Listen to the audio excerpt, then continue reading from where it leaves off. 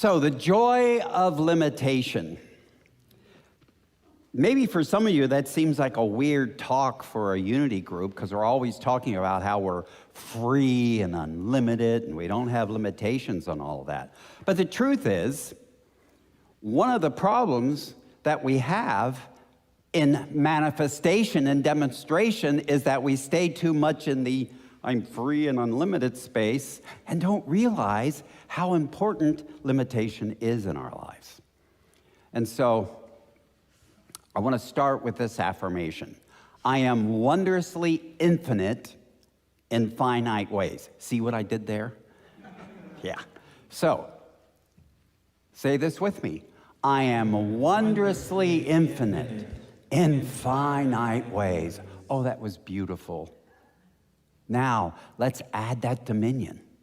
I am wondrously infinite in finite ways. Now, let's say it with zeal. Let's say this with, let's say it zealiciously. How's that, okay? Ready? I am wondrously infinite in finite ways. And that is the truth. So, there we go. So, infinite and unlimited, finite and limited. So we are fully divine and we're fully human, setting this foundation so that infinite, is that a word? Infiniteness? Anyway, is about our divinity. And our humanity is finite, isn't it? If we weren't finite, we couldn't go to church. While our body limits us in some ways, it also gives us the freedom to. So, God is not a being or entity. Hopefully we know these things. In unity, God does not change, is not opposed, so there's no devil. Good news, bad news. I mean, when I was a Christian, I could sort of blame my badness on the devil. So in unity, we say God is mind. By the term mind, we mean God, the universal principle, which includes all principles. God is principle. Principle is made up of faculties and laws. So, faculties. How many have heard of the 12 powers? I've done this before. Yep. Those 12 powers are 12 divine ideas, and we use them to manifest faculties. And laws, we got the law of mind action, we got the law of expression. I'll get to that in a minute. You see, if we know these faculties and we know these laws, we can consciously show up instead of sort of randomly getting it right from time to time. So here's a tip, especially if you're reading the historic texts. Principle, power, divine idea, wherever you hear those, see those are all synonyms. They're not separate things. So, God is principle, present in its entirety at every point in space, all at the same time. All at the same time. Did you hear that? So we have something like, 372 trillion cells. Well, the entirety of the divine is present at each one of those cells. And Charles Fillmore said in an unpublished talk, if you can conceive that all that mind is right at hand for your use, all ideas or principles can be grasped and used by you. You see, we turn things on its head. In traditional religion, God uses us. In unity, we use our divinity. So, you already have all the power there is. You ever think about that? That should be a mind-expanding idea for you. You already have all the power there is. You have had the power to demonstrate disease in the face of omnipresent health. Poverty in the presence of an inexhaustible substance. Think of that for a minute.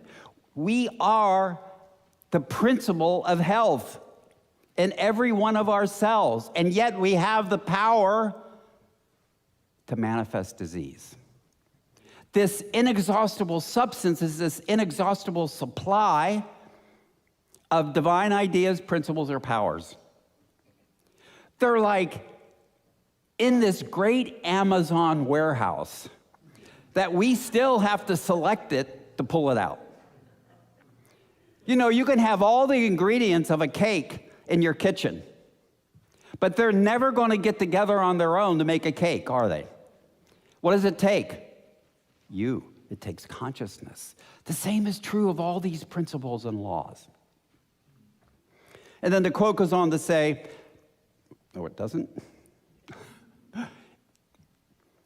If we send power out by our thought and word in hate, it destroys, but if we send it out in love, it builds. You decide how you use your power. So these divine ideas or principles are potential forces, just like the ingredients in that cake are potential to make a cake. Divine ideas and principles are potential forces waiting to be set in motion through proper formative vehicles. The thinking and feeling faculties in you, in me, are such vehicles. You are the one. You are the doer. You are the creator. So we have this infinite, unlimited divine ideas, and then we have this finite, limited side of us. And how do these divine ideas that are fully present right where we are become finite and limited and useful? Through our thought, feeling, and word. Your thought, your feeling, your word. Every thought, every feeling, every word you speak is taking from this ever-present substance, these principles and laws and powers and divine ideas, and you're manifesting. You know, people come up to me and say, Paul, why can't I demonstrate? Why can't I manifest? Well, that's a metaphysical impossibility. We're always demonstrating. We're always manifesting. When we say we're having trouble manifesting and demonstrating, it's more like, well, Paul, I'm manifesting and demonstrating things I don't want. How do I do the things I want? And it's through this very process I'm talking about. And so here's a law. We must learn the law of expression from the abstract to the concrete, from the formless to the formed. Have you noticed this? That an idea will form in your mind, and it's general, it's a little vague. And then over time, as you think and feel about it, it gets more and more specific. So it's moving from being abstract to more concrete. So abstract and formless, we could say that about every divine ideas. Then when we limit them, we get something concrete and formed and manifestation. So here we have principle, divine idea, and power. And so some people in unity, in case you haven't figured it out, have an allergy to the word limit and limitation. But it's really our friend. But if you're having trouble with that, you can say define, focus, form, refine, describe, whatever. So we take these infinite divine ideas that are available at every point in space, all at the same time, and through our thoughts and through our feelings and through our words, we give first expression in our body-mind system. We get more feeling around it. You see, consciousness is made up of awareness, arousal, and motivation. And as we build up this expression in us, as we build up that feeling around us, as we build up our arousal, we get more motivation to do what? To take action. And when I think of manifestation as something beyond my physical body, from my skin outward. And so you notice that's moving from the infinite to the finite.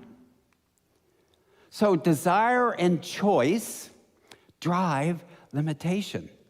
Have you noticed from the moment you wake up in the morning to the moment you go to bed, you're making choices and you're moving from desire to desire. And so the names and words and feelings we give to those choices and those desires affect our expression. So here's another way to look at it.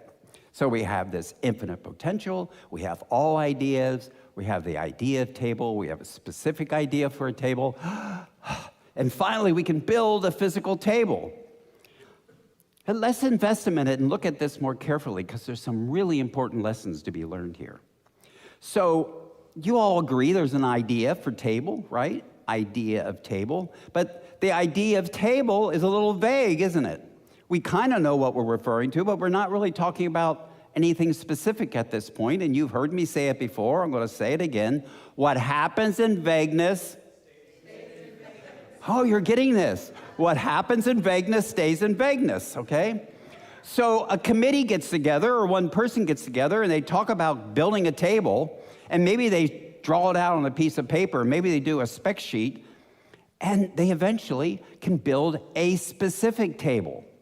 Now, if I had a specific table here, could you ever find the idea of the table in the wooden table or the specific table? No, because the idea exists in consciousness. It doesn't really exist in a tangible form in the table. The table is a representation of the idea. You with me? Now, here's where we get to have fun. How many tables can be manifested from the idea of table? Infinite. Wow. Maybe an idea is infinite. How many people can use the idea of table at the same time? Infinite. Isn't this interesting?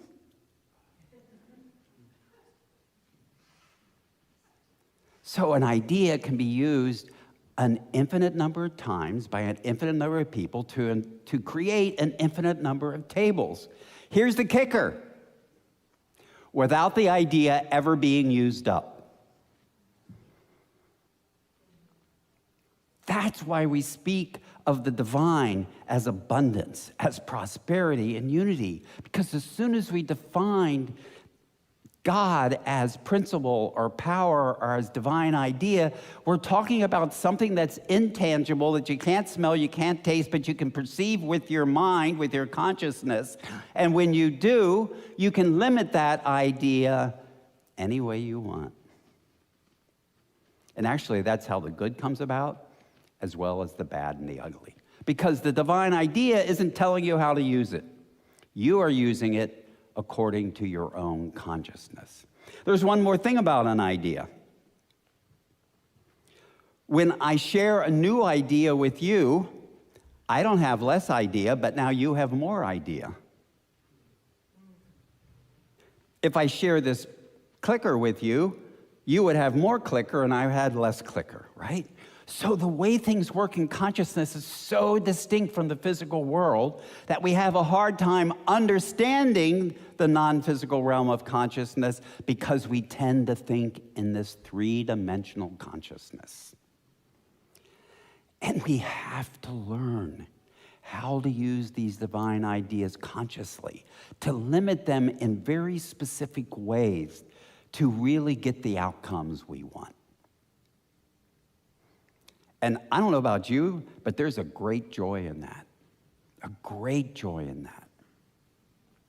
In fact, this is how we manifest our freedom. By taking unlimited ideas and limiting them, excuse me, limiting them in specific ways to have that outcome of freedom. And as Misa mentioned, there are people limiting divine ideas today in this country in ways that limit us, that we don't agree with.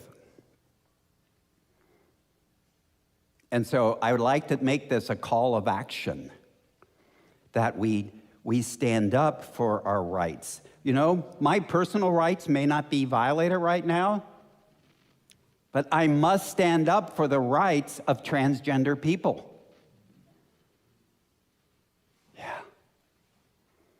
Because if we say, oh, that doesn't have anything to do with me, how do we know if it's not going to come to me the next time? You see? So this idea of limitation is how we manifest. It's how we move ideas from the non-physical realm to the physical realm.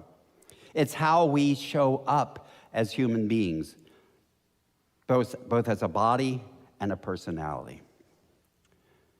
And it's all in that process of moving from the unformed to the formed, from the infinite to the finite, from the abstract to the concrete. And we do it with our thoughts, with our feelings, and with our words. So, infinite, unlimited, thought, word, feeling, finite, limited.